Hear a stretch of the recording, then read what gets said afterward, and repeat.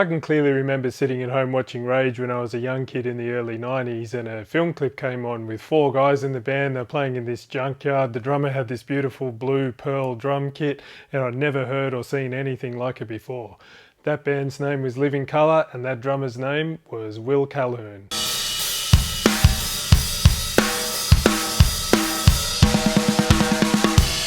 The film clip was for the song called Type, and it was off Living Colour's 1990 album called Time's Up, which is a worldwide smash hit, mainly because of a song called Love Rears Up Its Ugly Head. The song I want to talk about today, though, is called This Is the Life, and it's in particular about a fill that comes in around about 1 minute and 6 seconds into the song.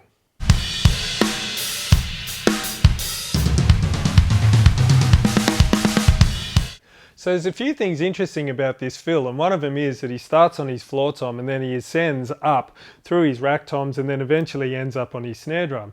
Now he could have just played 16th note triplets and gone around the drums like that just with his hands, but the way he's broken it up into groups of four gives it this little bit of element of danger, I reckon, where it's like, I'm sure that the other guys were in the studio and they were playing their parts, and then Will gets into this fill and they're all turning around going, oh man, is he going to be able to get out of this thing or what?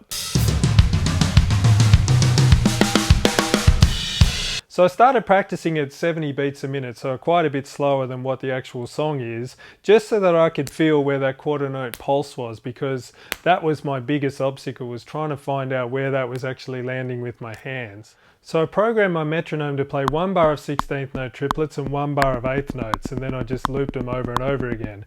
And of course it was important to be able to practice the fill, but it's even more important to be able to get out of the fill and go back into the groove, which is pretty slow at 84 beats a minute.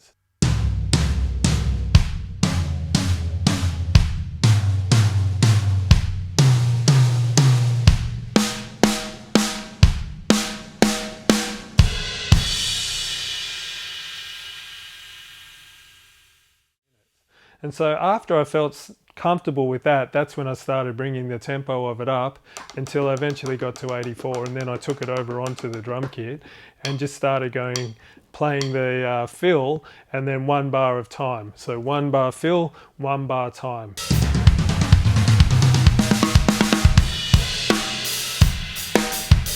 So this is where I want to stress the importance of being able to read and write drum music. So once I kind of worked out where everything was going and what I thought it was, I wrote it out on a little crappy piece of paper and I took a photo of it with my phone, then messaged it to a mate of mine, Damien Petrelli. And Damien sent it back to me. He said, yeah, I think you got it pretty much right, but this is how I think the end goes.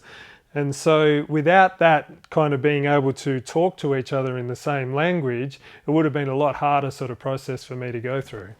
And of course this fill ties in beautifully to what I was talking about in my last video about using your foot as an extra hand. And to me, when Will puts that foot in there, it just makes it sound so much more complex and so much more interesting than if he had to just use his hands alone.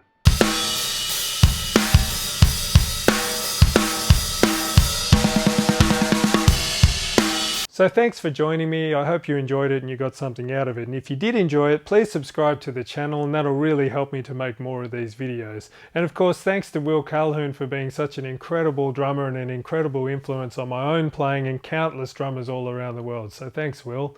I'm Sam Pettit. I hope you're all well, and I'll see you next time.